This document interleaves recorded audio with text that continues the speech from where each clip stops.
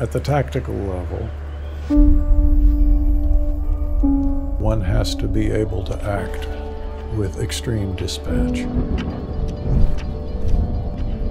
If time is wasted because people don't understand the strategic environment, very adverse consequences can result.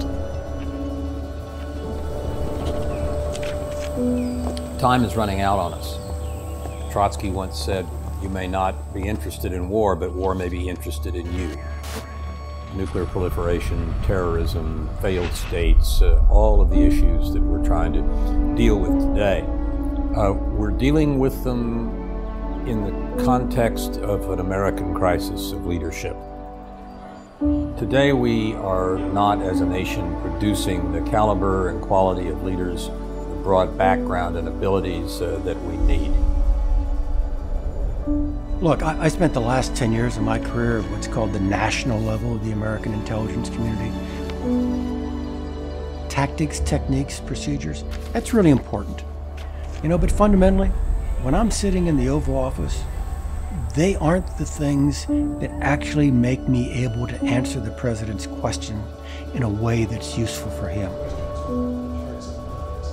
The things that now enable me to be really of service to any decision maker are things about values and history and understanding, and you don't get them in the day-to-day reporting cable.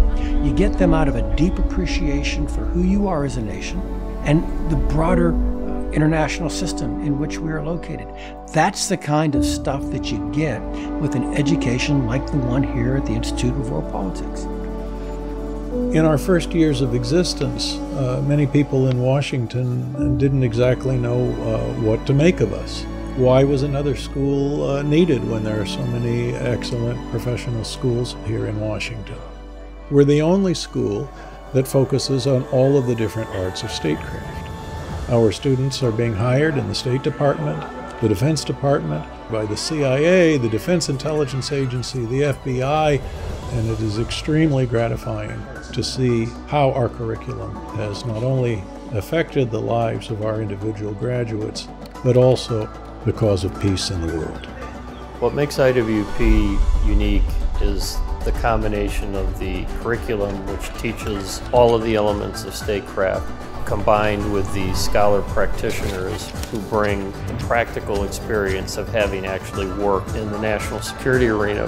There is a strong emphasis on the foundations of Western moral tradition and political philosophy that I didn't see as much in other institutions. IWP really builds that foundation to allow you to take the time during your education here so that when it comes down to it, you make the right call.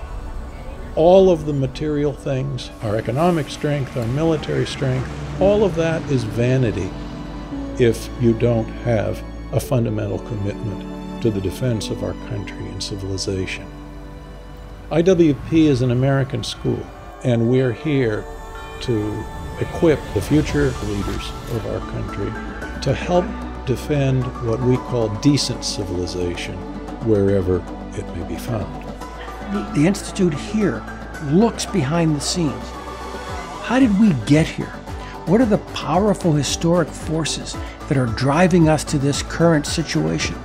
The way to be prepared to do that is to know what you stand for and the values that our country espouses. When you talk about impact, let me tell you what I think is the macro contribution of the Institute of World Politics. It's preservation of the idea of American, truly internationalist diplomacy based on the uniqueness of the American historical experience. And so it's both national and international, both values-based and pragmatic in its application. There's not a whole lot of that going around, and the Institute of World Politics preserves that science and discipline. That's a really important concept.